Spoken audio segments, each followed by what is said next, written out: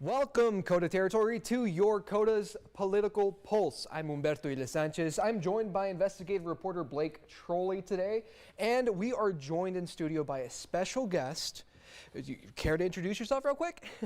My name is Bob Paul from Hot Springs, and I am a co-founder and co-coordinator for a group called Tax Relief for Property Owners that has been watching the legislative session closely for meaningful bills for our group in order to get meaningful tax relief legislation for owner-occupied taxpayers. And thank you, Bob, for joining us here today. Well, thank you for having me. Of course, it's a pleasure. But today we are talking about the new property tax bill that was just passed, that was signed by Governor Larry Roden.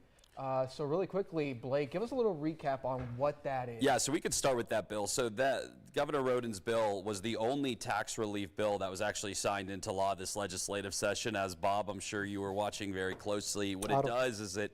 Out of 20. Out of 20, yeah. So and we had covered this last week, there were so many bills going after property taxes that were introduced this legislative session. Only one survived. It does have multi-functions to it. It has a 3% annual countywide valuation cap on the owner-occupied home, in the owner-occupied home category. It increases the home value and income limits for the assessment freeze program, and it also limits county growth based on new construction at 3%. Yes. Keep in mind they can opt out of that. So your local county can, with the will of the voters, opt out of that. So I was going to say that's a big factor there. That is a big factor because exactly. Counties can still leave it to the voters to opt out of that. Bob, I'm curious what you think about this about this bill, what you're hearing about this bill. I mean, you know, you've got 700 people. You said more than 700 people that are now subscribe to your page. They're looking for property tax relief. What are your thoughts on that bill? Does it provide enough relief? And we'll just give you the floor.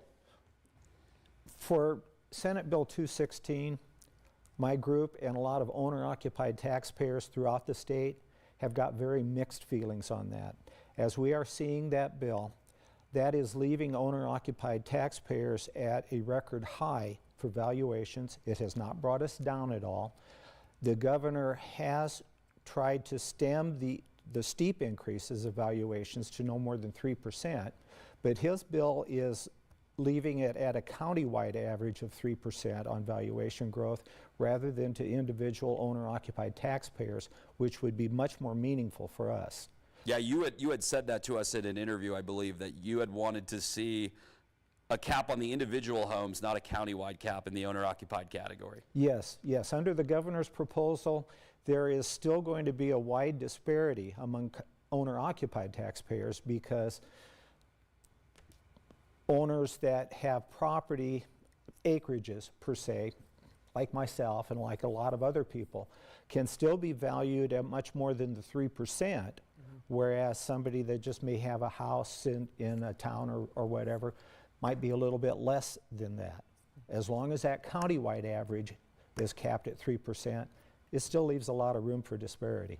I want to talk about I do want to, you said you have mixed feelings. Are there any key takeaways positive that you see out of the governor's bill? The governor's bill, as a positive, is going to let more elderly people qualify for that elderly tax freeze than what we've had in the past, raising the limits to $55,000 for individuals, $65,000 for couples, as well as increasing the valuation from, I think it was $350,000 up to $500,000, is going to benefit a lot of people. And in feedback from my group, one of the things that has never really been brought to the forefront is once a person qualifies for that program, that will take them back to what the valuations of their property was when they turned 65. So that's going to be a big bonus also. Looking forward, the legislature approved a summer study to analyze property taxes. First and foremost, what is your response to just the formation of that group? And secondly, what would you like to see them really analyze this summer? I guess I would have to say I've got mixed feelings on having another study group. We've had them year after year. We had a study group last year that was looking at the methodology of property valuations, and there wasn't much that came out of that other than to find out that there's still a wide discrepancy from county to county equalization offices how valuations are arrived at. If the governor truly is looking for coming up with a solution, I would like to see him include some people that are actually owner-occupied taxpayers to give their input.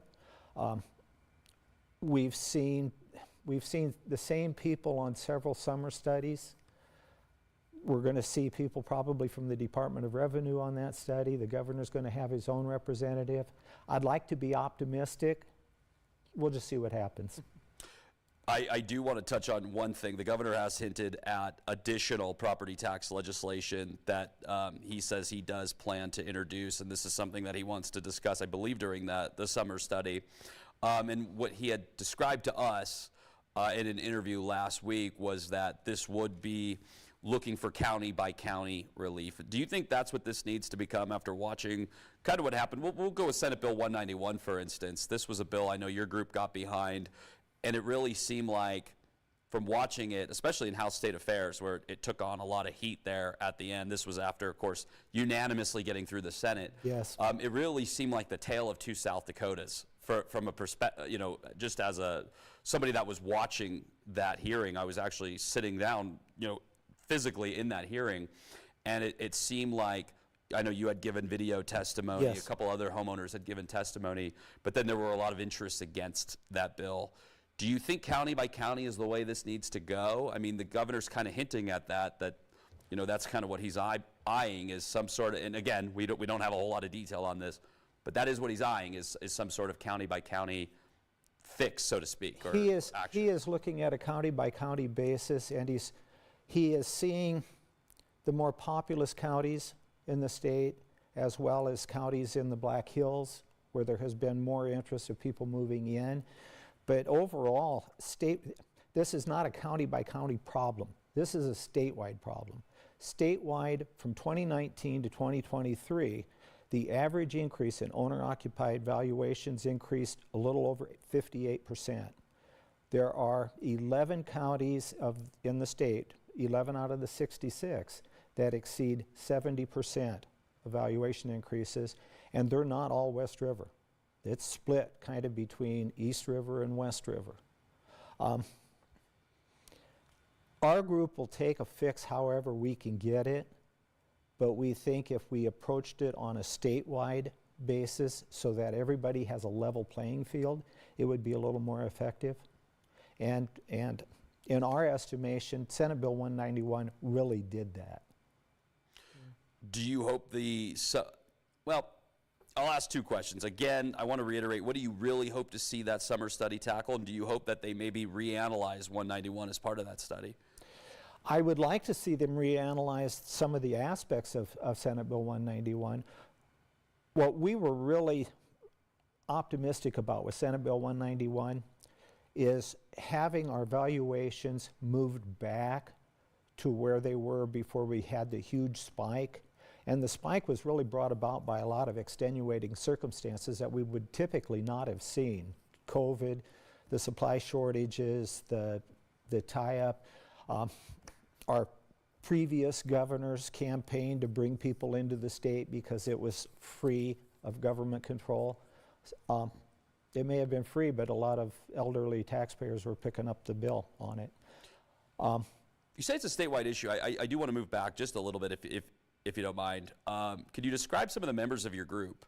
I think when people think about valuation increases, a lot of people probably paint this picture in their head that it's the Black Hills, right? Because we're kind of a destination. We're the kind of place where a lot of people from out of state know about us through maybe Mount Rushmore or some of the other kind of landmarks around here, Custer State Park. What are people telling you, and what does your group look like if we were to look at all the members of it? Our group is pretty generalized. We have anywhere from younger working couples to older elderly that are retired and living on fixed incomes. I have a gentleman in Vermilion that I have been in contact with via emails that has seen his property valuations increase significantly over the last several years. I have been in contact with an elderly couple in Brandon that own property that are really strapped because they're on a fixed income, and their tax increases are getting them to the point to where they're either going to have to sell part of that property, or they're going to have to sell property and downsize.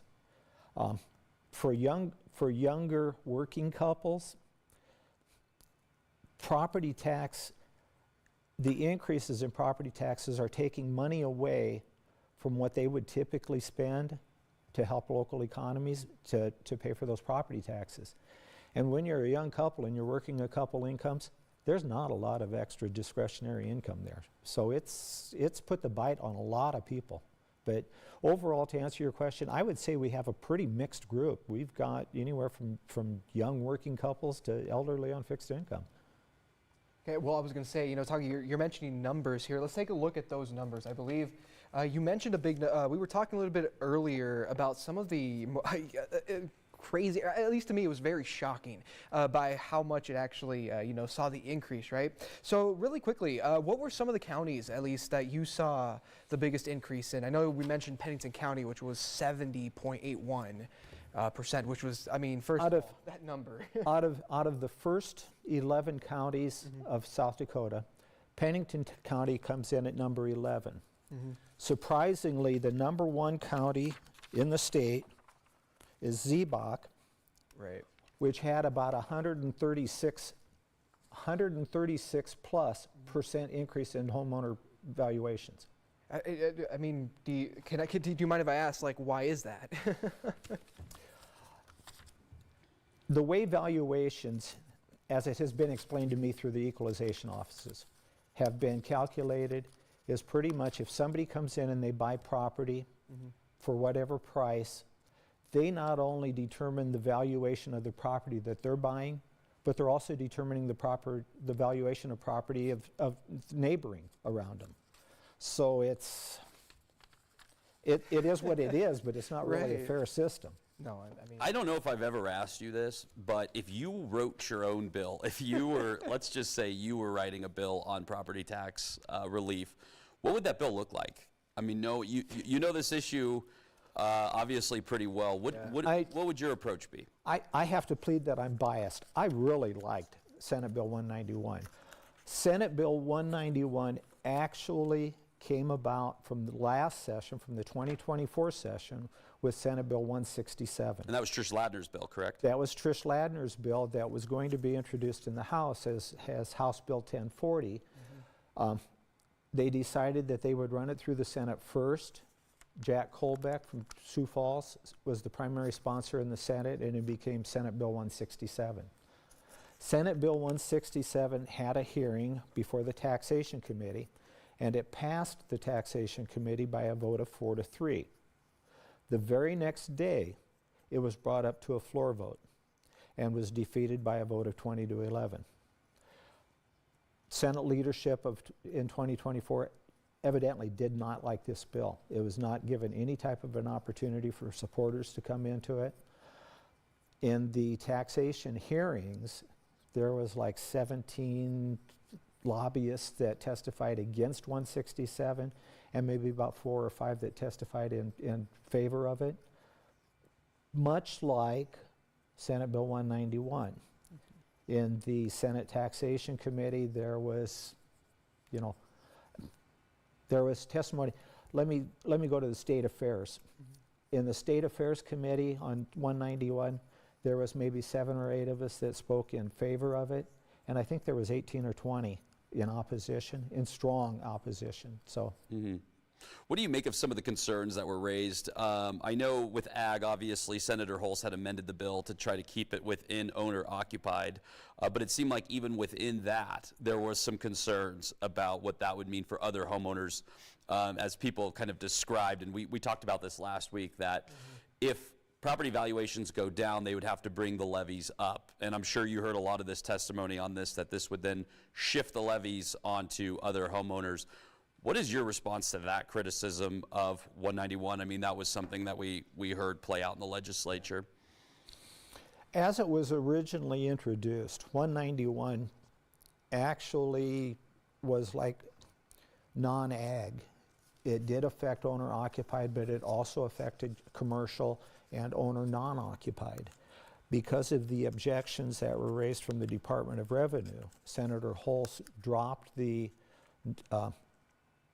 commercial and the owner non-occupied and pretty much geared it strictly to owner occupied, which was what basically Senate Bill 167 had done. I think some of the claims in opposition were distorted, and there was a lot of misleading information there. I was going to say, could you, I mean, when you mentioned misleading information, you mind if I ask kind of what was said? One of the comments was that there was going to, if Senate Bill 191 was passed, there would be a loss of $140 million in school funding. And I think that was a little over the top. What about as it pertains to levies? I mean, one of the pushbacks, and I'm sure you heard this, was that this would increase levies for other homeowners. There was the claim that it would create an unfair shift in the tax revenue. As it is right now, owner-occupied taxpayers are contributing about 44% of the total revenue collected from property taxes. Commercial, I think, and don't hold me over the coals to this, commercial, I think, is at about 26 or 27%, and ag is down around 20 to 21% of that. So if there was an unfair shift there, it occurred years ago when ag shifted from a market-based valuations to productivity-based. Now, one of the other points that we're starting to see bubble up in the legislature, I'm sure you saw this bubble up as well, is some of these lawmakers are looking at the property tax situation and they're talking about spending. And they're talking about really eyeing spending that might contribute to this need for the tax revenue. Are you hoping that they take a close look at the county spending, that the state legislature takes a look at the county spending and maybe take some action on that? I mean, the governor's bill does have, that provision in it about growing the budget more than 3% of new construction. Are you hoping that more is done on that front, kind of to that tune? Spending is a very huge topic of conversation. It is a huge topic of conversation among my group members. Everybody thinks that there is way more spending local government-wise than there should be. But local government is really up to local control. And I think the state has much less to do with that, in my estimation, than the local population. I would really like to see the topic of spending become more citizen involved and seeing a lot more involvement from community members when it comes time for local government budgets and so forth. Is it safe to say you'd like to see a lot more hyper-local conversation on this, conversation within the counties on this? I think so. I would like to see a lot more hyper involvement. Let's put it that way. And just to cite for an example, I have, over the last 20 years, well, as I lived in Hot Springs, have tried to make a point of attending city council meetings and budget hearings with the city and so forth. And I find myself, when I have gone to city budget meetings where they have determined their yearly budget, there might be 3 members of the public that are involved in it, where, as a topic as important as that, there should be many, many more people there. And saying that the local government doesn't want us there is totally false. I have never, ever felt unwelcome at a budget hearing. I guess I really want to bring this point back around on this summer study. Really, what are you hoping, if you were to make one wish out of that summer study, what would it be? If I were to make one wish out of the summer study, I would like to see them come up with a solution where we can get away from the record high valuations of owner-occupied taxpayers where we're sitting right now, moving things back a little bit, and then still having a cap so that we don't have to go through this time after time. You'd like to see a resetting of the valuations? I'd like to see a resetting of some sort for the valuations. Okay. Well, we have about 10 minutes if you want to continue asking. I'm going to give you the floor. Yep. If there's anything that you think we haven't touched on, on this issue, Bob, this is your issue, and I know you know a lot more about this than most people in this state. I can't profess to be an expert at this. My knowledge on this has grown over the last several months as we have progressed into it. I find that there is very little appetite. There was very little appetite with the House on seeing valuations go back. I think that is something that we need to really explore, something we need to look at. But there are other options out there, and one of the things that we might take a look at is what became when ag property 15 years ago was undergoing the same sort of situation where ag property was based on market value and they switched to productivity.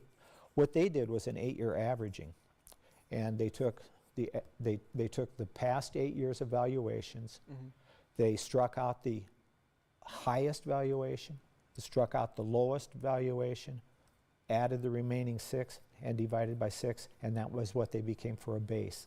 Something along that might be the solution that we're looking for. I do want to do, if we got a few more minutes, we'll squeeze in one last question. Were you surprised to see how much your page grew? I'm just curious about that. I mean, you got more than 700 members. I remember when we first covered this, I went down to Hot Springs. We met on a very cold day. I remember we did the interview real quick outside, and I think at that time, I don't remember what you had, but it was a lot less than where you're at now. We have grown so fast. What is my reaction to it? It scared the poop out of me. To resonate that much with people, and it's basically talking the same topic. We've got the same problems. If I can just relate quickly, when I first got into this, and I think you and I talked about this at the first interview, when I opened my valuation statement in 2022 and I looked at it and saw the increase, it was like, oh my gosh.